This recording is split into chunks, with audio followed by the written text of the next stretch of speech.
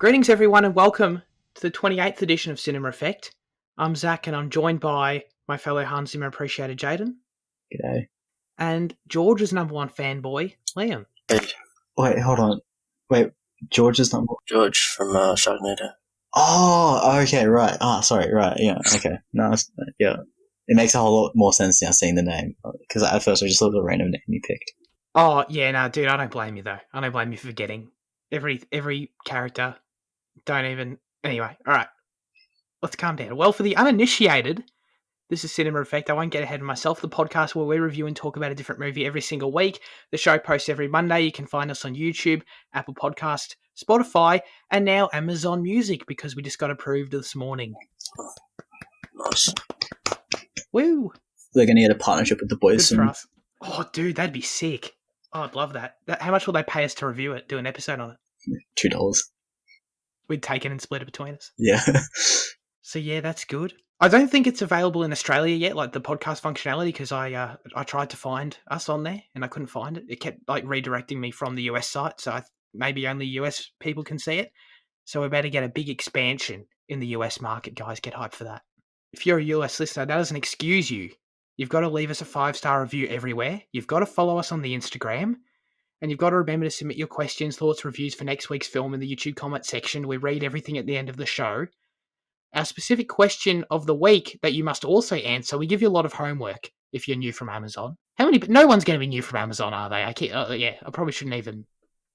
Not a single person's going to come in new from Amazon. No, there's a chance. Amazon might pick us and just push our podcast hard, it's the next big thing. That'd be amazing. Imagine, only 20 people around the world sign up. So we're just the only movie podcast there. The question is, who's your favourite actor? And by actor, I mean male, because, we did actress a few weeks ago, if you listened to the show. So now we're doing male actor. Let us know in the comments down below who your favourite actor is of all time. This week, we're talking about Sharknado. Holy shit. And this movie premiered on the SyFy channel on September 9th, 2013. It was directed by Anthony C. Ferrante, who is, of course, famous for such films as Boo and Zombie Tidal Wave. I'm not joking. The genre of this particular film, apparently, is an action comedy.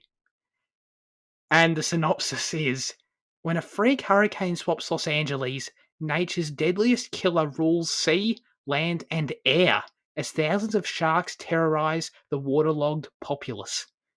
All right, so, Sharknado, I don't know.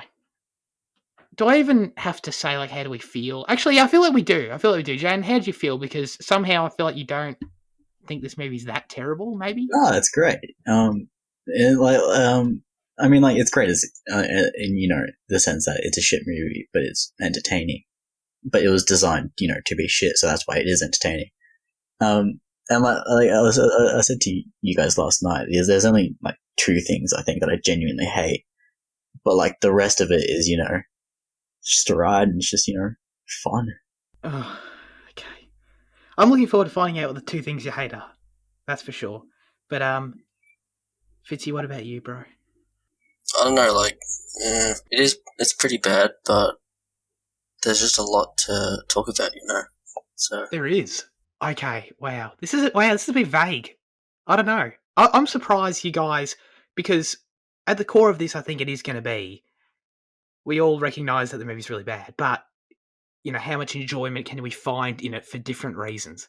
And for me, personally, I thought the movie was absolutely terrible in every way, shape and form, and I couldn't find any entertainment in it past the first 10 minutes, because I watched the first 10 minutes, I was flabbergasted by what I was seeing, I laughed at the acting, I laughed at the editing, I laughed at everything, and then I got over it, and I realised, wow, that now I'm left with an hour and 20 minutes more of this, and there just wasn't really anything funny left to laugh at. So I don't know, I did not have a fun time watching this movie at all. So yeah, I don't know. How do you find fun in this movie, Jaden? Is what I've got to ask. Were you not bored at all? No, I think the concept does wear out a bit, but I mean, like, you know, it's sharks and tornadoes. You know, you get it in the name of the film. Like, if you're strapping in for anything else, you know, I mean, like, you know what you're signing up for. So I mean, like that's why, you know, I'm happy to just sit there and let it wash over me. And I think, you know, like the dialogue's like, you know, it's shit, but it's fun. I mean, like, you know, a lot of shitty one-liners, and like, Liam was pointing them out in his little thread that he wrote as he was watching it, you know. Oh, that was great. Mexican hurricane, you know, and like shit like that. Yeah, I don't know. It's just quippy dialogue. Like, you know, like, it's shit quippy dialogue, but it's still. Yeah. It is definitely really shit quippy dialogue. I wish I found it fun. I didn't find it fun at all. I really didn't. But how about I read an audience submitted review, guys? And by audience submitted, I mean, this is totally not my brother, I promise. But he wrote a review of this film, and I watched it with him. It was a fun time for the first 10 minutes. And he says, this is Jake, he says, "This is easily the worst movie I've ever witnessed, from the scene at the beginning setting the plot but never ending it, to big Jenny Lynn making the escape out of the shark as Finn. Out of the same shark as Finn, excuse me." Dude, this review, we need to dissect this, I'm telling you. This movie made me question everything, including Big Baz's accent. Can we start there? What was going on with that? That Baz actor, Baz, not Bazza? Baz? Baz. Yeah, Baz. Dude, he was terrible. He was so bad. I swear to God, he was trying not to laugh half the time. Or he was a hunk, though. He was what? He was a hunk. I don't know what that means. His eye candy. Oh, sure. Okay, I guess, yeah. It's a catch. Baz, yeah. And he's not from Australia, he's from Tasmania. That's right, of course. So, yeah, okay. We got this guy from Tasmania. And I'm already breaking down, guys. I'm really sorry. This movie, I really hope everyone listening to this has seen it, because I feel like this is going to be no fun for anyone who hasn't seen it, honestly, to appreciate this. I don't know what that accent was. I swear it was like, he went from like Californian to Australian a little bit to Kiwi, and it was all over the place. It was bizarre. He's an Australian actor. He is? So what, has he lived in like America for too long then? I don't know, I thought his accent was alright. It's definitely did you? the worst part of the film. Oh, Lord, no. No, don't get me wrong. And I actually thought Jenny Lynn's acting was okay. Yeah, no, I'm going to disagree there. No. He is actually from Tasmania, I just read. Wow. Okay. That's crazy. Wait, Zach, in that review, did it say Big Jenny Lynn in the shark? He did. I'm sorry, I butchered it. So he said, to Big Jenny Lynn making the escape out of the same shark as Finn, was the sentence. Why is it Big Jenny Lynn? Oh, you know, the kids these days, they have their little colloquialisms. You know what I mean? Big Jenny Lynn, big Fitzy. You know what I mean? Right. Don't worry, I didn't understand either. But do we want to try and pick a worst part of this movie? I mean, I'll dive into what I hate if you want me to get going. Go for it. Go for it. You already brought up one of the things I hate, which is the editing. I don't think a single shot lasts more than 3 seconds, and it's just disgusting to look at. And like, it kind of ties into the second thing, which is like the color grading. Like, after the first beach sequence, it's all just grey and shit and monotonal. Monotonal? Is that? Can you use that for? Yeah. Monochromatic. Monotone. Monochromatic, right? Either. Yeah. And it's just disgusting to look at. But like, you know, they're the two things that piss me off the most in the film. Yeah. I don't. Yeah. I'd put them all even with everything else, because I totally agree, they're awful. The color correction is so bad that at times it actually changes from shot to shot in the same scene, where we like cut to one thing, it's really grey, and then just cut to another shot of like, and often the other shot is like really no different. It's just another shot of a character's face, and suddenly now it's a bit brighter, and then it cuts back and it's grey again. So that's just the visual aesthetic, man. That's just right. That's just what it was going for. But like, sure. Like, the constant cutting is like my real issue, I think, because like, I just want to throw up. It's just so fast, and like, it just doesn't give you a chance to slow down. It's just like, look at this, and it just, you know, it's I mean, like, it kind of fits for the film, but it's really hard to look at. Yeah. I was looking down to take notes at points, and I swear to God, I looked back up and I missed like 80 shots.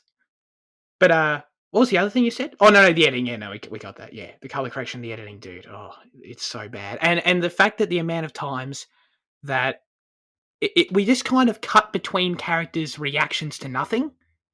You notice how this happens? Where it definitely happens it happens all the time, but in the first scene when they're in the beach, and I don't know, I think the storm's coming in or something. I love when they say a storm is coming in, and it's clearly where they're shooting to see it. It's clearly just a really nice day, and then they just cut to like stock footage of clouds. Yeah, and like just like the ocean like bubbling over and shit. I mean, like I feel like we did the same thing. Like our Year 10 film, how we just use like chuck some stock footage in there. I mean, it's like the same thing. Totally, it's exactly the same thing. And the amount of times, we just kind of characters look at something, look at a shark or whatever, and we just like shot of this character's face, shot of this character's face, back to the other character's face, back to this other character's face, and it's just like they're all trying. Their acting's terrible. Like the director's clearly just like, just pretend you're looking at this thing, and it emphasizes it so much. You can see it right through it. It's so bad. You get to see everyone's faces. Everyone's awful acting. Just like, I'm happy to like neglect most of the acting for the film because I don't expect anything high quality. But at the start when the sharks first start coming in and Finn's yelling, "Hey, get out of the water!" I think is like the worst thing I've ever seen. I don't even know. Yeah, it's hard for me to highlight specific moments of bad acting. That was real bad. You're not wrong. But this movie's already a bit of a blur for me. The mum character, she was particularly bad. I thought when she's like talking on the phone to Finn, it's like, oh, you're talking about the daughter, and I'm like, dude. Wait, everyone who's a rival to Finn gets eaten by a shark. If you think about it, like at the start, right? You got the surfer girl who's like challenging him, and then you got the new husband or the ex-wife, right? And then Baz, who's competition for Nova. So it's a bit of a conspiracy, but like, his name is Finn. Finn is the Shark Lord controlling it all. Yeah. Absolutely. Dude, I would love that. And he gets to like look like the hero all the time, dude. Oh yeah. That's the whole point. Remember when he takes 4 hours to lift out all those children from the bus? I'm sorry, Zach, could you do it faster? Definitely not. But the fact that was a sequence in this movie at all is mind-boggling to me. It was something. I read in the trivia, I didn't note it down but that was by far the longest thing it took to shoot. Everything else they seemed to shoot in like half a day, and that took them 4 days to shoot. Oh, big scene. Amazing. Oh yeah, big scene. And I love how when you're there in the bus, I swear to God, there's multiple shots where you can see kind of out the windows and how the street is just a normal street with no water on it.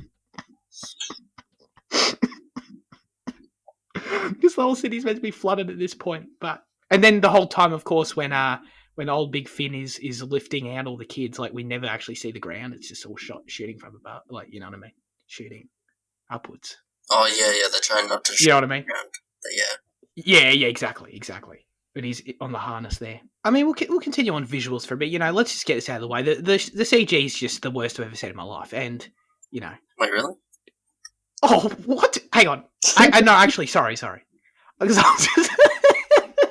just because I was mind blown by that question. Have you seen worse CG, Fitzy? Because I'd be impressed if you had. I'm joking. Yeah, it's terrible. Thank you. But that was a good joke. What was that bloody scene at the start all about? Yo, yeah, another thing Jake brought up in his review, yeah. Look, this had a budget of $1 million, so I don't think they're going to spend too much on the CG. I mean, like, they would have had to, fork out a fair bit just for, like, filming locations. I mean, they're probably doing the CG on a computer, like, no better than ours using Cinema 4D. So, I mean, like... Oh, I guarantee it. Yeah. By looking at it, I can guarantee that. Yeah, and I mean, like, I don't expect the CG to be anything, good. Like, I'm pretty sure it's all practical effects. Oh, of course. Yeah. Definitely. I feel like you're this movie's ultimate apologist right now, Jaden. Yeah. But like, what was that opening scene?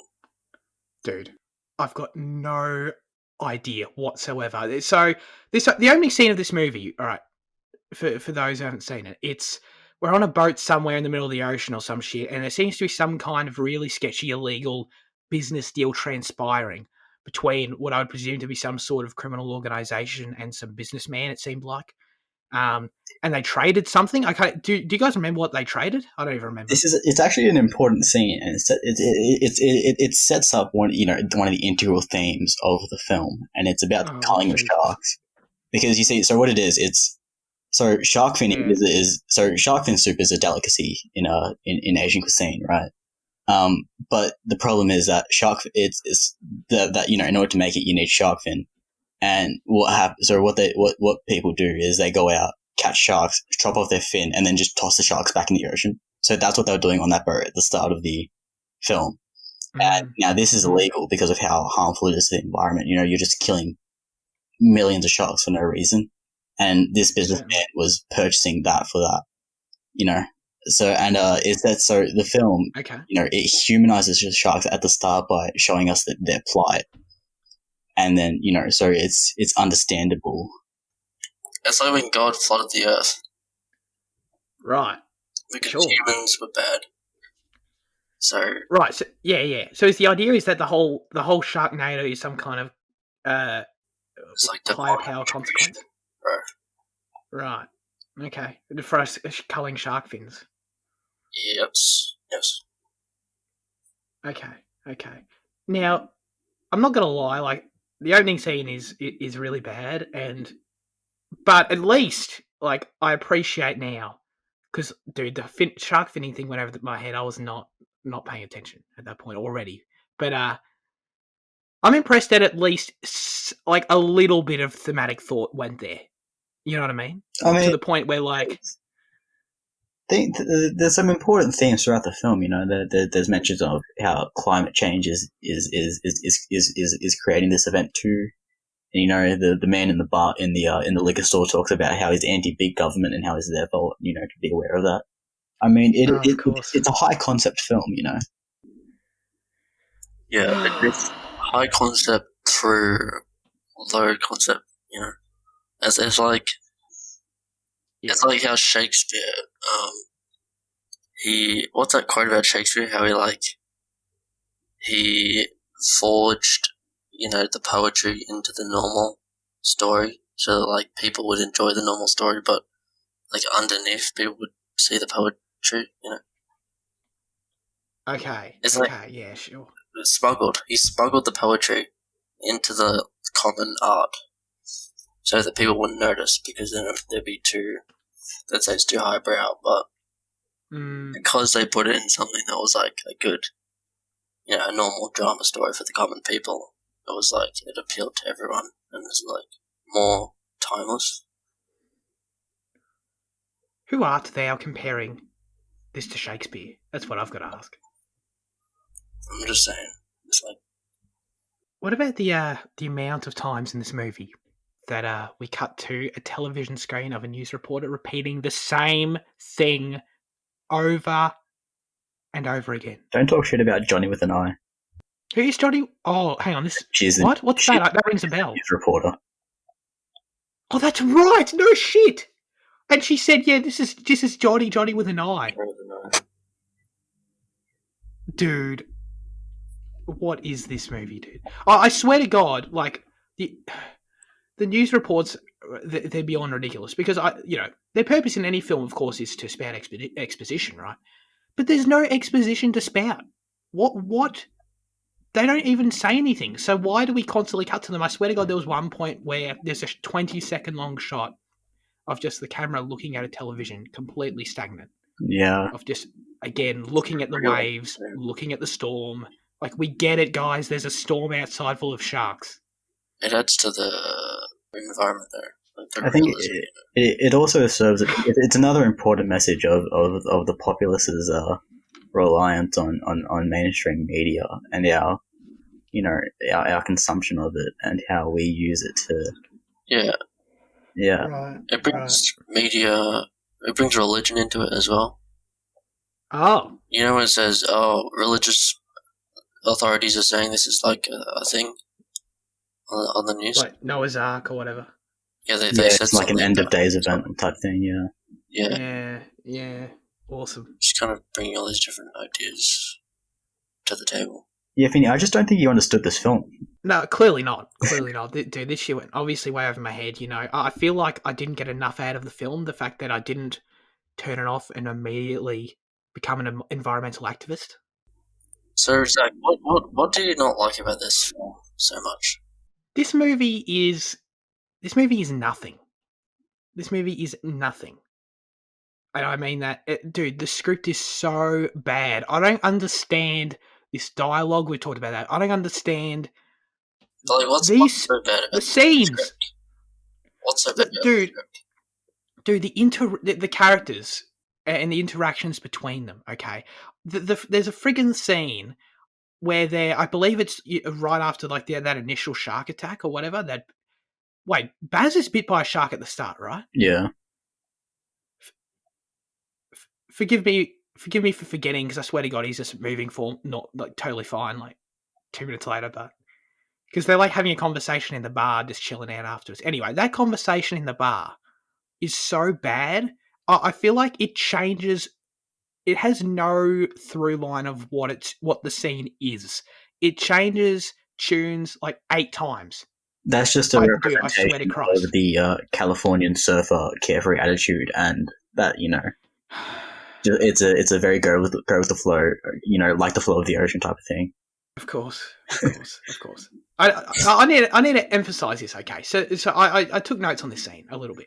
The conversation goes from, "Yo, Baz, dude, that was wild about the shark there. You okay? Yeah, I'll be all good. Yeah, that's a crazy storm out there, isn't it? Yeah, it's crazy." And then it changes to literally the next line of dialogue. George is flirting with bloody what's her face, Nova, and then Nova says something about, I want something about dating bartenders and now it's not appropriate. And then I swear to God, Finn says something like, "Oh, who would want to go back out for a swim?" It's like it is incoherent. Isn't that how conversations naturally progress? Just like flying from one thing to the other. Yeah, I mean, like you know what our conversations are like. You start off with, whatever it is. I don't know, gender politics, and you end up with Star Wars again somehow. I mean, like.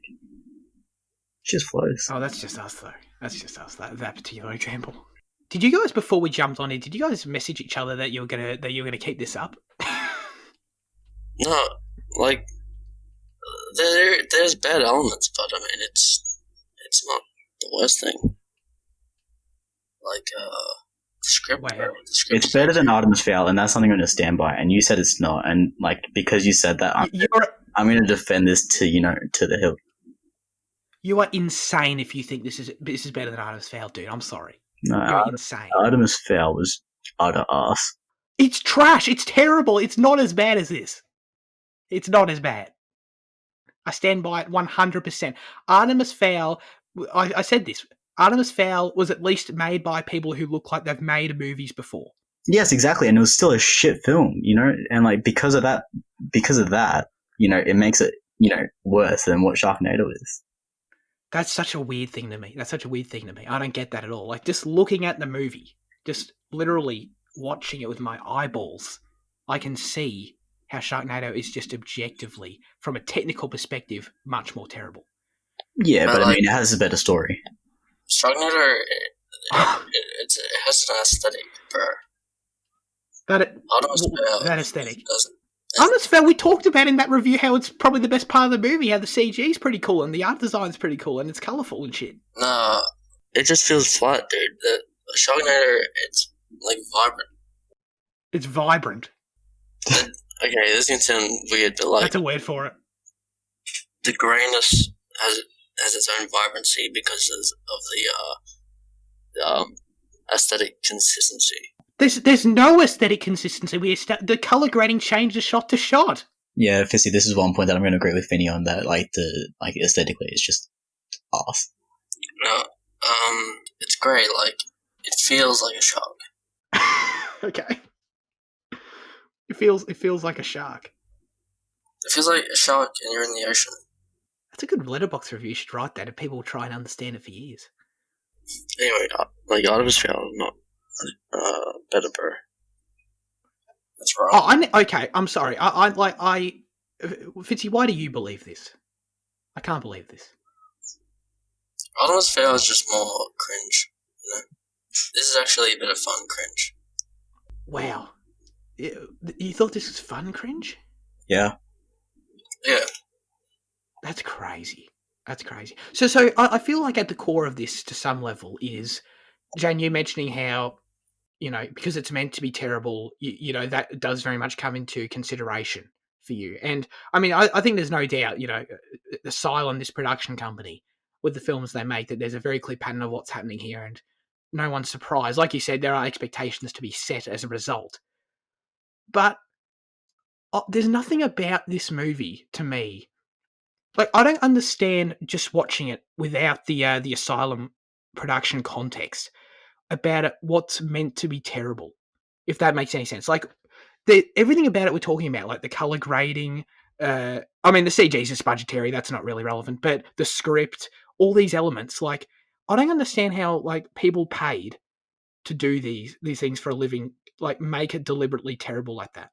It's just meant to be I can't fathom it. It's just meant to be a throwback to, like 70s and 80s, like, B movies and, the fun that they brought. Because, B movies aren't, high art, but they're just fun rides, they're gory, they're exploitive, and, you're just there to enjoy yourself for 80 minutes, and it's just meant to be like that. But correct me if I'm wrong, though, I would totally buy that but those movies don't have incoherent scripts and incoherent visual aesthetics, right? No, but this is what Asylum is trying to achieve, because like the 80s B films, they didn't have these intentionally, but quite often they would end up with them, When you look at films like Gorilla Killer or like Sleepaway Camp, they're pretty cringy and pretty like shitty shit, but they weren't intended for that.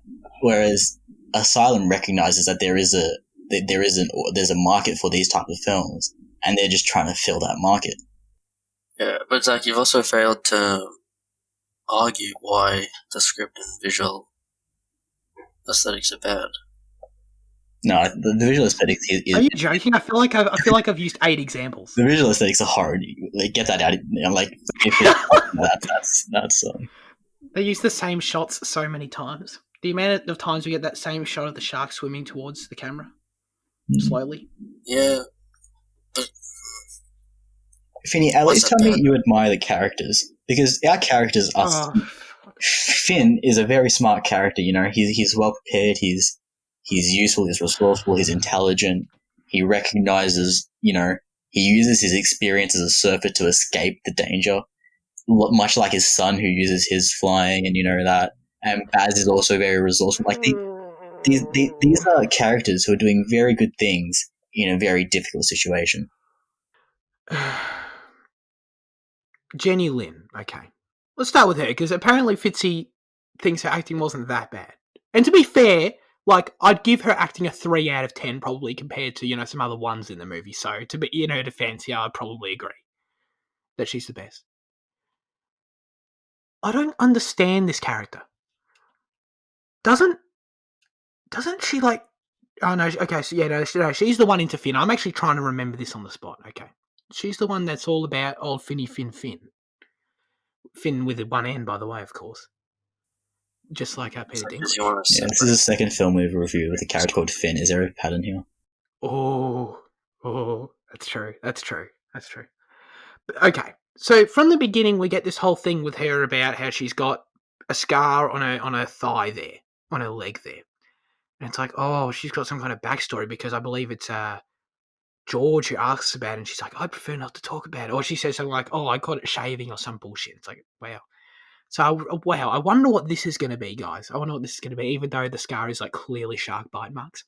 And this is a movie about sharks. So, it's just this thread that continues. And this is, of course, just the incredible script at full display here, when another character, I believe it's the son, Finn's son, asks Jenny Lin, or Nova at this point, those names are so terrible too, asks Nova the exact same question that George did earlier in the movie. And she provides a very, almost exactly the same answer. Oh, I prefer not to talk about it. It's like, okay, movie, you realise you did this already. And then Jenny Lynn, you know, she does the tropey break it thing where she's like, "Oh no, I'm going to tell him." And she's, you know, Wait, she was bit by a shark. She was stranded. Oh, so emotional, so emotional. I'm sorry, Fitzy. You go. You jump in. wait, so what was the first time she didn't want to say? With George. When she was talking to George. Yeah, so she had to find the right person. And I think Finn's son is a good illustration of how that works in the plot, because at the start, she's going for Finn, and he's a bit old and he's her boss. So, and then she ends up with Finn's son at the end. It's like, it's the solution to the problem. But they have, but why though? Like, it's only the solution to the problem because the movie tells me it is. Like, well, they have no chemistry. That the characters themselves have no reason to connect in any way, shape, or form. They have no similarities, as far as I can tell. They have no reason to connect the way they do. They just do because the movie says they do. It's like, great. But he's just a young version of Finn. He's not his boss. So it's like right. Character development for Jenny Lynn for Nova. It's character development in that she decides, actually, I should probably go for someone a bit younger and I'll Yeah. go for his son instead. Sure. Yeah, in a way. and the moment, of course, when she said, you know, what's your real name? Oh, I can't even remember how it said anymore, but I'm Jenny Lynn. Like, what? So what? No, sorry. He asks, but she doesn't respond. And then at the end, when she emerges from the shark, covered in blood, that's when she tells him. Does she actually say her real name? Yeah, she says, I'm Jenny Lynn.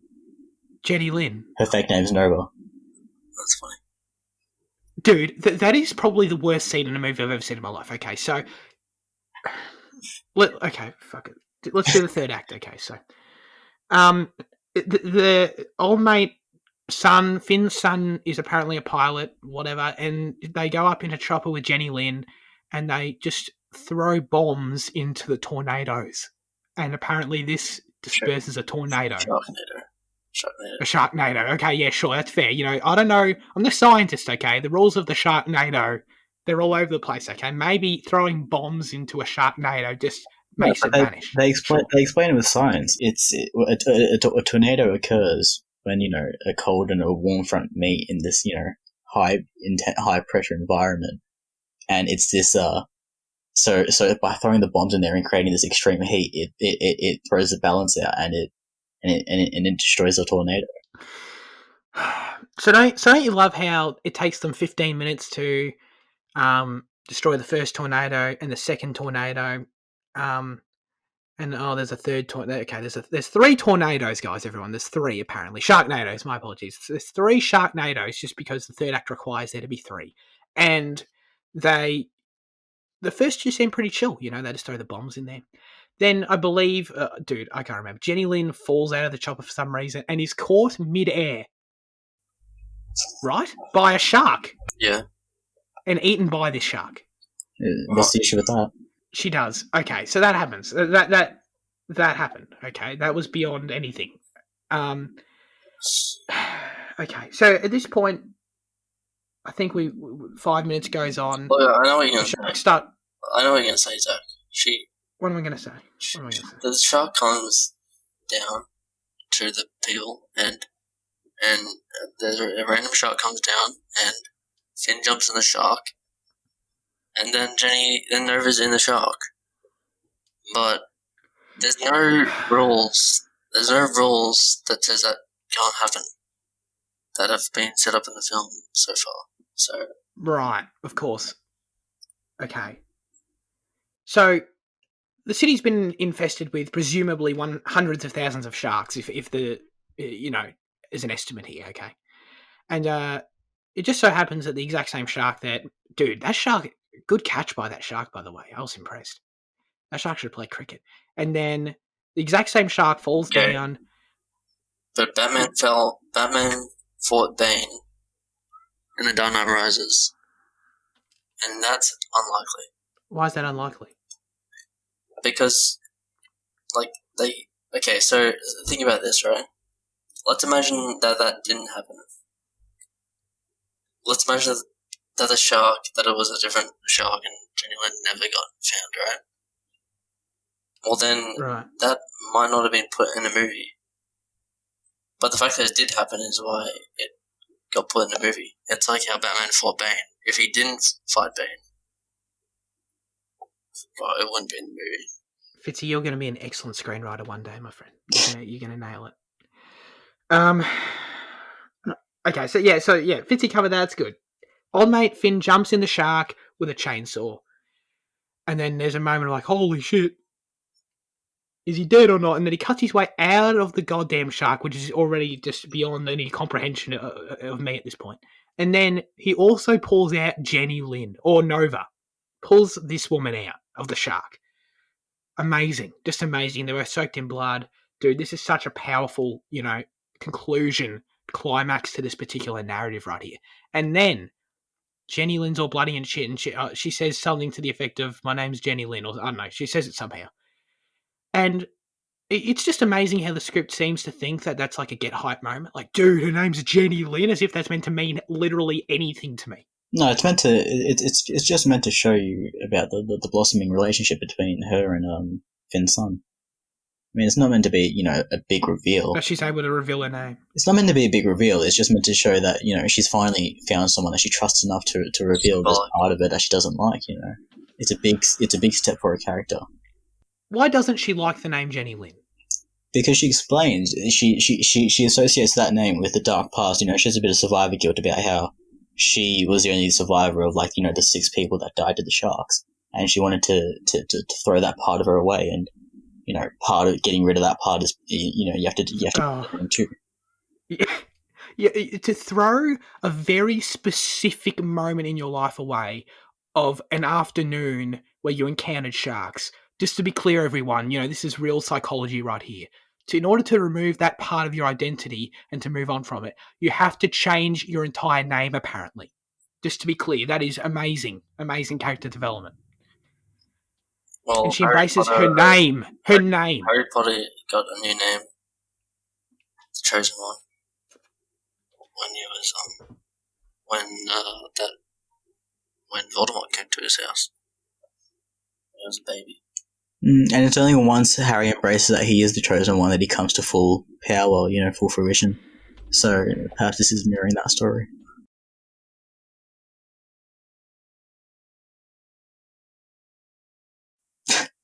I feel like we've broke Zach. You guys. Malfunctioning. You guys. I'm done protecting the movie. You're doing a great job. About it too much. God, yeah, dude, you guys have managed to break me for the last half an hour. It's pretty impressive, honestly. I need anyone listening to know, who hasn't seen this movie, to know, okay, that I'm right in this. Please, okay? I feel like if you've seen it, this is fine. You kind of get the context of the humour of all this. That's totally cool.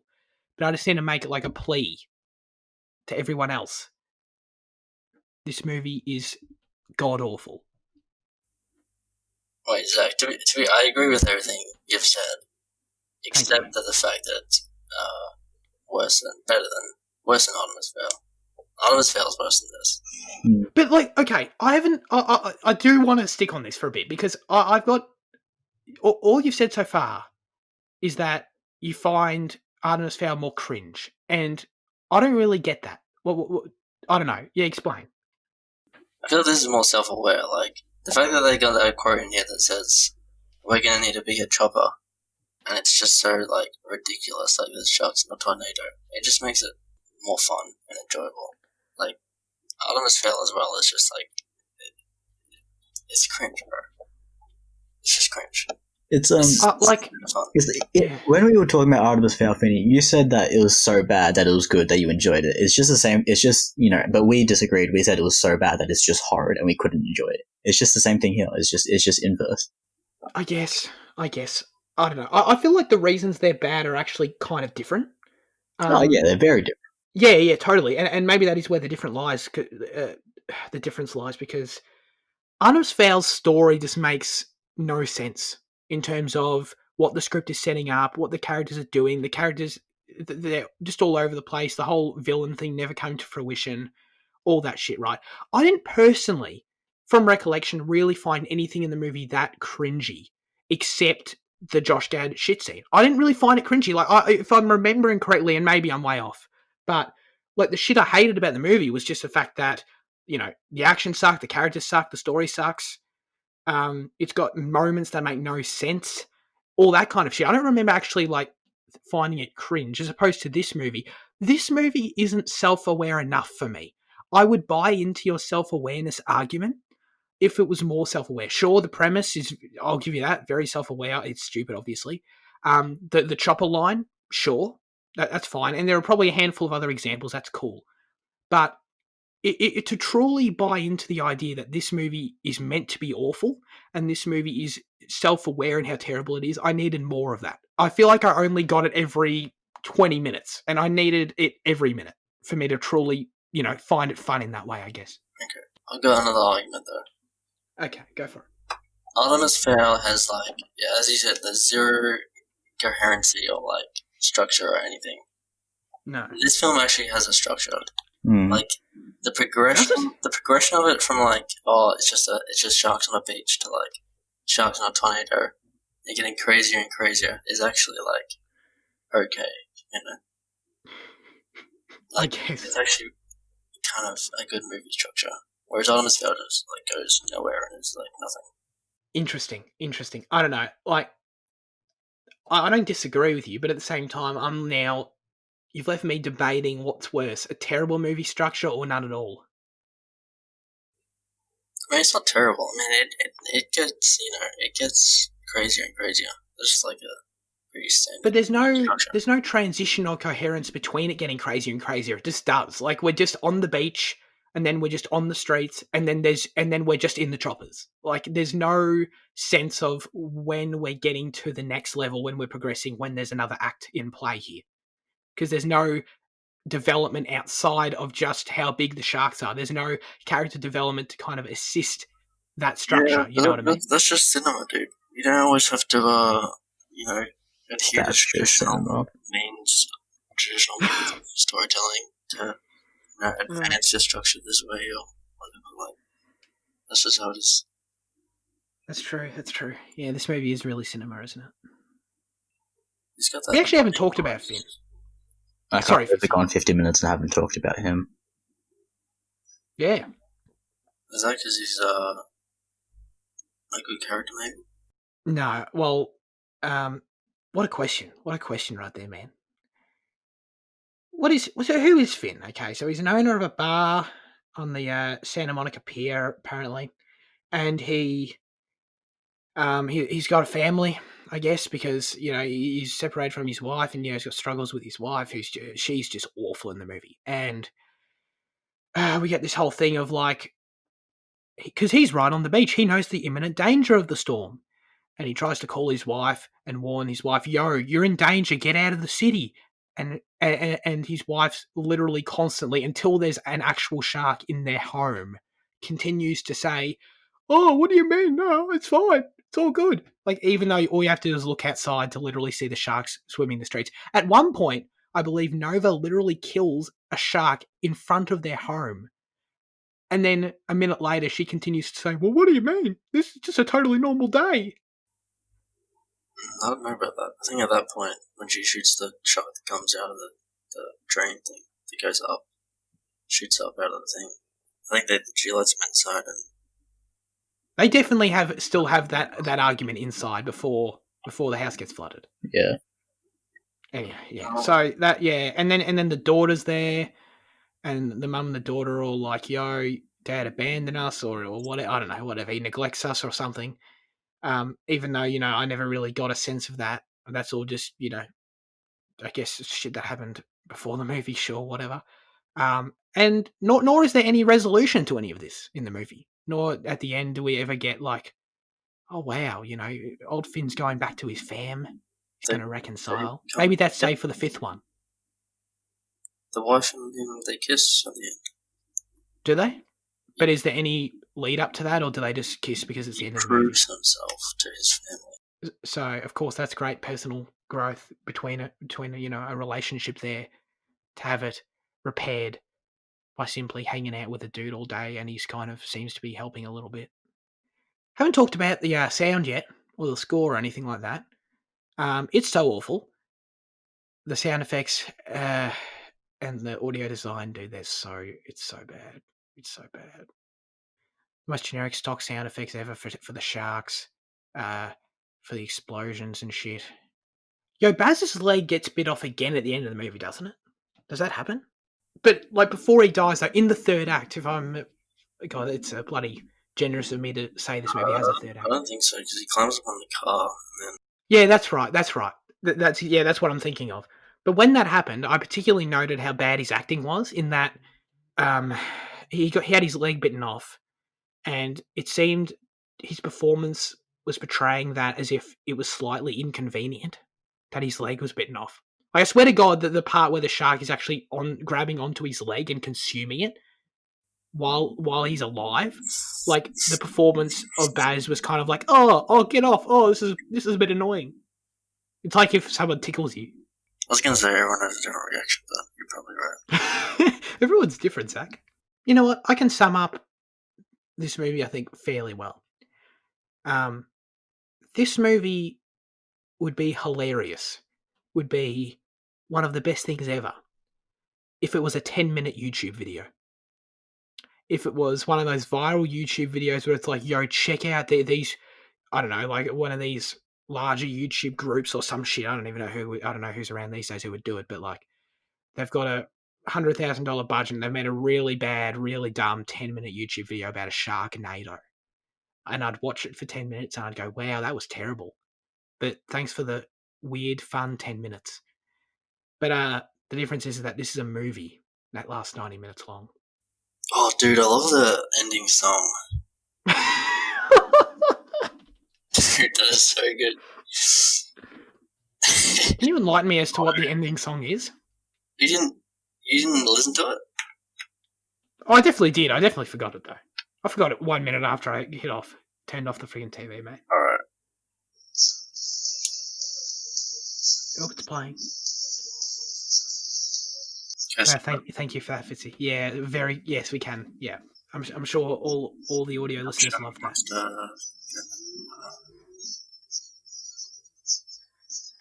Nature's revenge upon man. I don't know if I've ever hated doing a review for a movie as much as this. Recording this has been an experience for all of us right here. Dude, this went way too long. I mean, like, this film doesn't deserve an hour to be talked about. I mean, you know, it was fun defending it. Oh God, no. Hour, but then after that. Sorry, I've neglected trivia during this very amazing conversation. Ian Ziering, who's Finn Shepard, the main character, if you didn't know, was unsure of doing the movie until talking to his wife, who insisted that he has to do the film. He didn't like the script, but they had another child on the way, and he needed work. I'll leave that one out there. And almost the entire movie was shot during bright sunny days. Guys, you would have never guessed this. You would have never guessed this. The weather and rain had to be created through a combination of rain towers, fans, and scratch those, and digital effects. Because every single shot in this movie, the monotone just comes from, it's clearly a nice day, and we just have to make it look somewhat rainy. Do you want to put this review out of its misery? Yeah, let's do scores. Let's do it. Fitzy?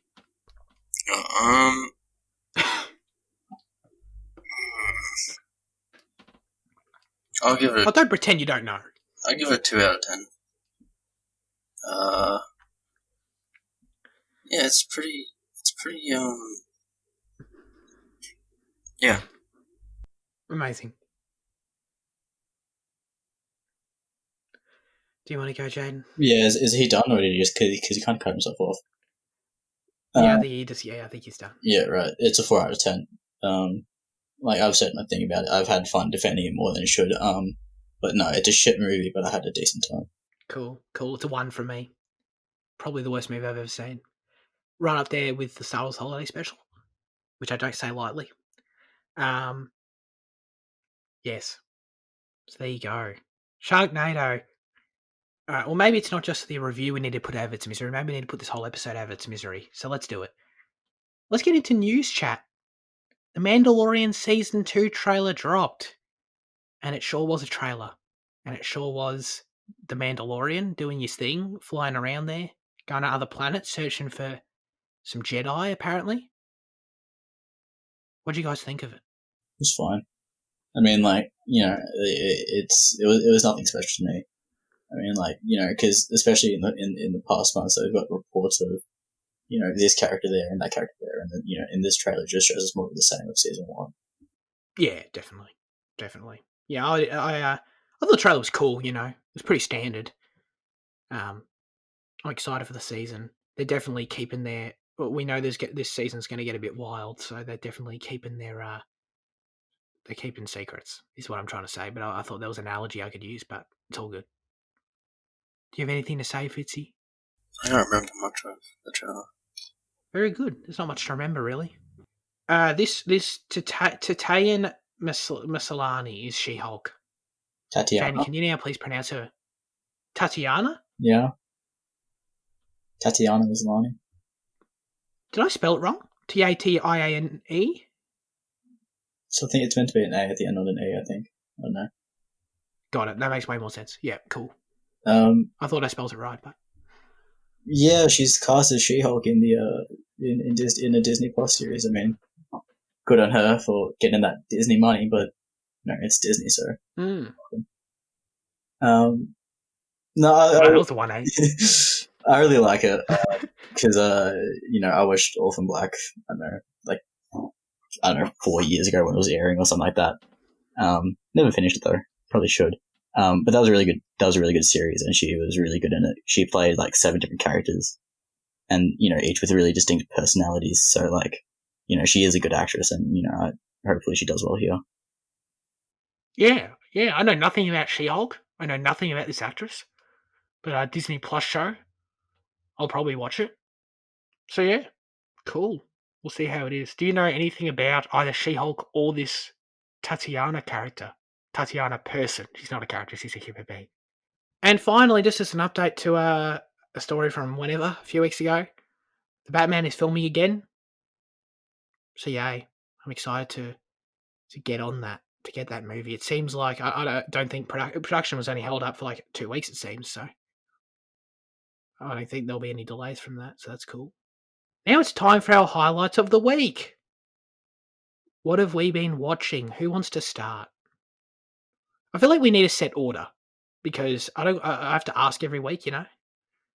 Well, I definitely watched better movies this week. I'll go with The Devil All the Time just because it's got mixed reviews and it's new, I guess. It's I thought it was really great, but like because like it's really, the cast is really stacked and the acting is really great in it, and just the way the story comes together is like really satisfying. But at the same time, it's like it's very dark and brutal, and it kind of takes this really negative view on religion and doesn't really let up in a way. So, and it doesn't necessarily have a point. So it's like that side of it kind of leaves a bad taste in my mouth, I guess, because it's not like, yeah, I don't know, it kind of feels like the greater meaning kind of feels pointless in a way, but the acting and the way the story comes together is just really great and satisfying. So yeah, it's got very mixed reviews. Are the negative reviews kind of coming from that angle that you were talking about? Yeah, it's just like too slow and brutal, and yeah, it doesn't really serve the purpose. Okay. I'm interested. I'll probably watch it. Very good. What about you, Jaden? I've been watching this sitcom called AP Bio on Stan. Season 3 just came out recently. Oh. So I binged season 1 and 2, and I'm a bit into season 3 now. And it's just really funny. It's about this disgraced Harvard teacher who's been forced to go back to his hometown and teach at a high school there. And he has no interest in teaching at all because he thinks he's better than the thing. And it's just about his day to day there and his interactions with the kids and the students, with the students and the teachers, and they teach him lessons, and it's all rather stereotypical, and the characters just built on archetypes of everything else, but it's still funny, the way that they interact with each other and the situations they put him in, and there's so many just awkward moments in the show, and you just physically cringe at how awkward it is, but it's so funny. And it is really funny, and I'm keen to finish that off. So yeah. Cool. How many episodes are there per season? 13 per season. They're only 20 minutes. I mean, I've just banged them out. Oh, sweet. Yeah. Sweet. No, that's cool. I watched Casino this week for the first time, and I thought it was really good. I thought it was entertaining. It was pretty standard kind of your Scorsese affair, I think. If you look back to Wolf of Wall Street, if you look back to Goodfellas, you know what you're getting. It's just that in Las Vegas, pretty much, with Rob De Niro running a casino. Definitely didn't like it as much as those movies, just because I feel like it lacks the substance that those movies kind of leave with me, I think. Like, the ending especially was pretty... The movie just kind of ends. It was a bit strange. But no, but the entire ride I thought was quite enjoyable. But I know you like this movie more than some of the other movies, Fitzy, more other Scorsese movies. I want to ask you about that. Yeah, I love the ending, by the way. But sweet. Yeah. It's just so gorgeous. It's just so stylized. I don't think it's probably his most stylized film, and it's just I just like the whole thing about relationships and trust, and the whole Rob De Niro and Sharon Stone's dynamic in the film, and all the characters are just so great and memorable. It's just every element of that film is just amazing to me. It's top. Yeah, no, their relationship is cool. What about the ending is stylized? You don't mean aesthetically, do you? Not the ending, just the whole film feels way more stylized. Aesthetically? Yeah, just the whole the bling, the glamour of Las Vegas is right. Just such I think just kind of beautiful. Sure. No, I do think that the movie showcases all the colours and just showcases that entire area and that whole lifestyle pretty well, I think. As always, now we hand the show over to you with our question of the show. Last week we asked you what your favourite... Sorry, Jan? Can I just jump in real quick, because I saw something that I forgot to bring up before, and it's going to throw the... Oh, sorry, no, go for it. It's going to throw the show's order out of whack a bit, but Jake Gyllenhaal confirmed that he's working with Denis Villeneuve on a new film, and I think that's something newsworthy that we forgot to bring up. You haven't seen Enemy, have you, Finny?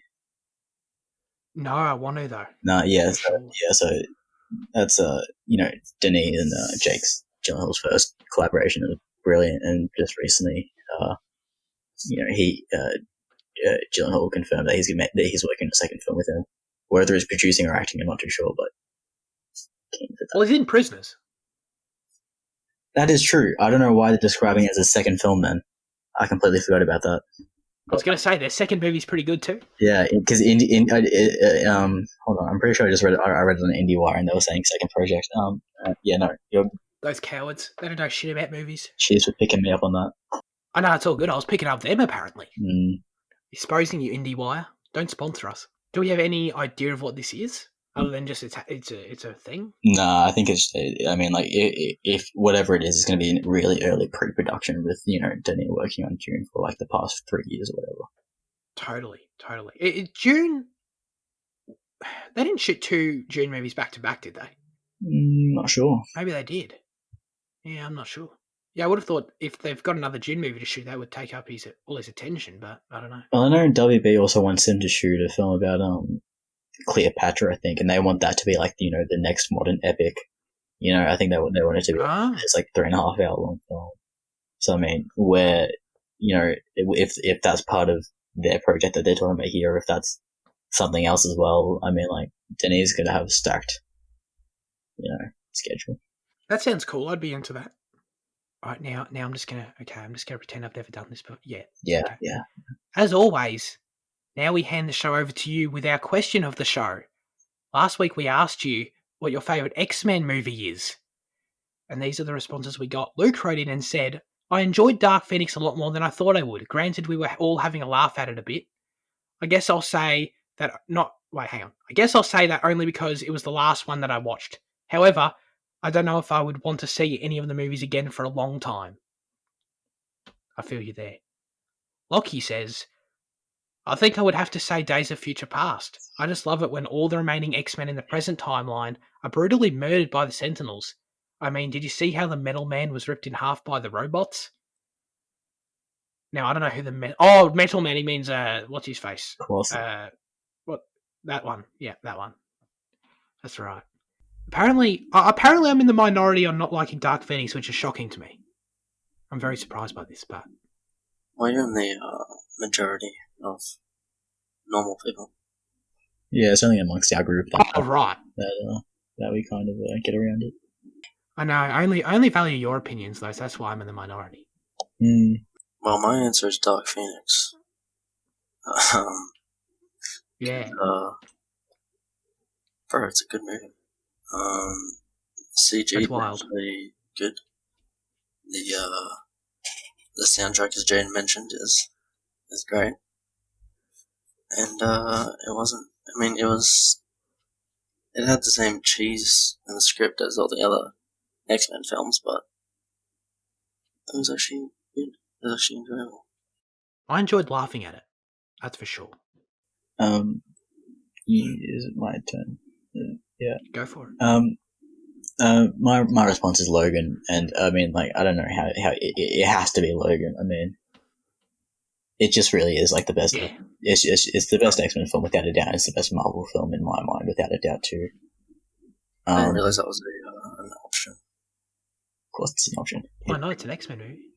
Yeah, it's just phenomenal. I mean, it's from the score to the action to the story, just, you know, and the film itself is just brilliant, you know. And I think the way that it ties up, you know, Hugh Jackman in this iconic role, and it leaves space for, you know, well, I mean, it was going to leave space for, you know, a new generation of X-Men to come through before the big Disney buyout, you know. Oh, and they're going to save this franchise. It's going to be great. I can't wait. No, they're going to ruin it by making it to MCU. Oh, it's going to be so good. I'm so excited.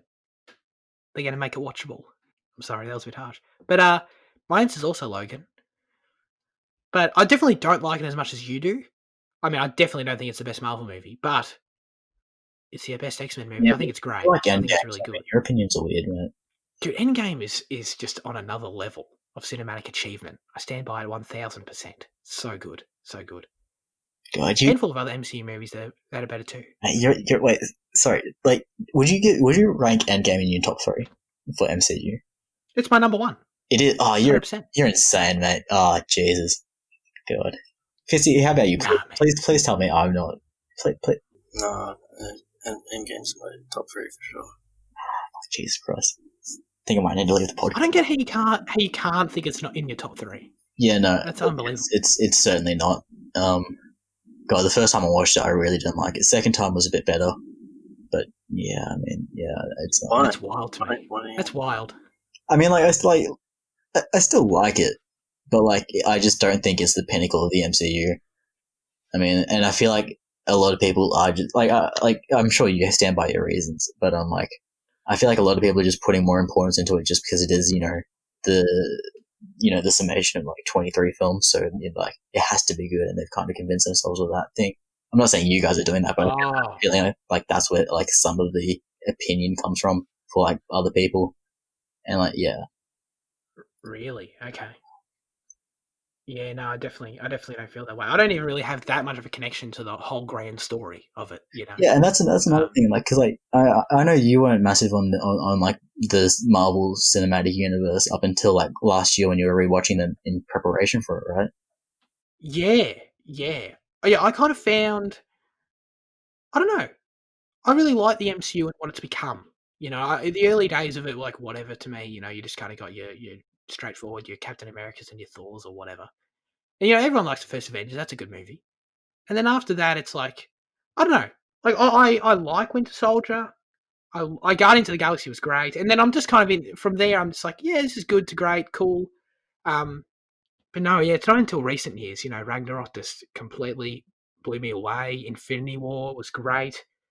The new Spider-Man movies are great. They've just been kind of nailing it for me these last few years. And I'm a big fan of it these days, for sure. I think Infinity War is better than Endgame. I'll start there. I think it's the kind of. That's crazy. Wow. I mean, Infinity War has that shoddy CGI Mark Ruffalo in the Iron Man suit. Yeah, it really does. Why do you think Infinity War is better? Because to me, like, Infinity War just feels like the first act of Endgame. It feels like 20% of like the entire story. I feel like Endgame is the heart of that story, is the meat of that. He's talking now. I can't remember much of them, so maybe my opinion has changed. But like, just from what I remember, like, it's just Endgame's so long and it's so hard to get in. Like, it was really hard for me to get into it because it just kind of felt incoherent to me. It just kind of felt like too much jumping around. And like, because you've got these two in space and these two 5 years ago, these two in the current, this one's doing that. He's over here getting this gem. He's wanking off over here. I mean, like, it's just so much, like, there and here, and like it was just a bit overwhelming. Okay, fair enough. I thought that was kind of one of the strengths of the movie, that it was able to, the fact that those two movies have so many characters and so many storylines and so many subplots, all built up from so many movies, and the way it's able to juggle them so effectively. It's one of the most impressive kind of attempts at doing that. I remember what pissed me off a lot now that you said that so many characters thing. I remember what really pissed me off about it is the fact that the Russo brothers director, right? That's right. They're like, when Infinity War happened, they're like, oh, Infinity War does a permanent. But then, I was like, all right, sure, maybe this time you're actually going to, stick by your word. But then in Endgame, they're like, oh, look, we brought Gamora back. But no one really wants to see Gamora again. Like, she's such a shit character. No one ever wants to see her. And, like, they figured a way to bring Loki back as well because, he's actually from 5 years ago. And, like, they found a way to work themselves around the deaths. I mean, like, fuck off. Oh, but you never actually believed them, though. Well, obviously I knew they're not going to kill off half the universe with the snap. I mean, like, obviously they're all coming back. But I mean, right. like the real death, like, like Gamora dying and, like, Loki, like, getting choked out by Thanos and, like, all the, like, I think there's, like, another, like, 2 or 3 that happen in the film. Like, Vision as well. Does Vision come back? I don't even know. But, Vision's trash. Like, those deaths. Well, I mean, Vision's coming back in the Scarlet Witch series, so he is still alive. And I mean, like those deaths, they're meant to be permanent. Oh, yeah, that's true. But then they retcon that shit. And, like, that just pissed me off because, like, I mean, like, it just, like, it just made, the stakes of Infinity War, it just reduced them to nothing. But I mean, like, what's a character that died? Like Black Widow and Iron Man, like, Captain America, like, they... I mean, Black Widow... Yeah, I mean, like, Black Widow's still got a movie coming out. She's still kind of part of it. I mean, like... And I mean, like, Iron Man's death meant nothing to me. That's another thing. I don't understand people's attachment to Iron Man. I mean, like I think he's a great character, but, like, I mean, I don't think his death was anything, like, it's... Dig yourself out, Jaden. Come on. I'm not digging. I'm going to dump this hole. I'm not digging myself out. I stand by his opinion. I respect that. Game's not. Probably not even. Probably just scrapes into the top 10, maybe. And that's because some MCU films are trash, like Thor 2. I don't know. I like all the character deaths and things, because with Loki and with who was the other one? Loki and Gamora. That's it. With them, it's not just like, it doesn't make any of it meaningless because these characters are fundamentally different. Like, I guess, I don't know, I feel like I accepted... It's all just semantic shit. I mean, like, because, like, oh, we didn't bring them back because they are different versions. I mean, fuck off. You're bringing them back. Well, it's going to take 20 minutes in a new film for him to be the exact same person, Oh, I definitely disagree. The whole Loki series is going to be... The entire thing is going to be kind of trying to bring back that whole character arc that he's already had again. You know what I mean? Yeah, but if that's an arc we've already had, so why are we going to want to watch it? I don't think it'll be the exact same arc, but I just mean the fact that they're doing that series at all. It's not going to be just a 20-minute thing and he's back. Yeah. I think the arc's going to be a bit different. No, I can't get behind that. I forgot that Endgame and the MCU wasn't even in the Yeah, it's question. not even part of our discussion. I forgot. Did I say Logan? Oh, yeah, no, I answered. I said Logan. Days of Future Past is up there too. Pretty close, actually, I must say. But yeah, I enjoyed those movies. Now that you mentioned Logan, it would be Logan for me. But I just forgot he was part of the. Wow, look at you conforming. Very good. Thank you, everyone, for tuning into this episode of Cinema Effect. It was a weird one. It was a very weird one, I must say. It was a weird one to record anyway. But what are we doing next week, Mr. Liam? A little film called The Godfather. It's part of our end of monthly trilogy things. Yes. So that's on stand, and we'll do part 2 and part 3 next month. Absolutely. Jaden's never seen The Godfather, so that's exciting. I'm kind of scared to watch it though, because it's the most celebrated film of all time. I mean, like, you're gonna watch it and you're like, it's a 2. Just remove the expectations. I hate, like, I mean, like, it's hard to not, go into a movie with expectations, but, like, especially when they're plastered everywhere. I mean, like, this is the greatest film of all time. I mean, like, it's even like watching, like, Tokyo Story. It's like, oh, this is the best family film, or what, like that. And you're just watching, like, yeah, nah. And it affects your viewing experience so much. And I wish there was a way to negate it. It's just everywhere. I mean, but it's number 1 on IMDb, and I mean, like, I'm pretty sure it's like number 4 on Letterboxd, and I mean, like, it's got like 100 Metacritic, and I mean, like, its reputation is, that of the greatest. It's not something you can. But just remember, people like 8.5. So. Oh wow, Finny, you're gonna start this again? Fuck, jeez. Very good, guys. Thank you for joining me on this. Yeah, thank you for managing to almost break me today. Keyword is almost. I don't appreciate it. But we'll see the rest of you next week. Until then, goodbye.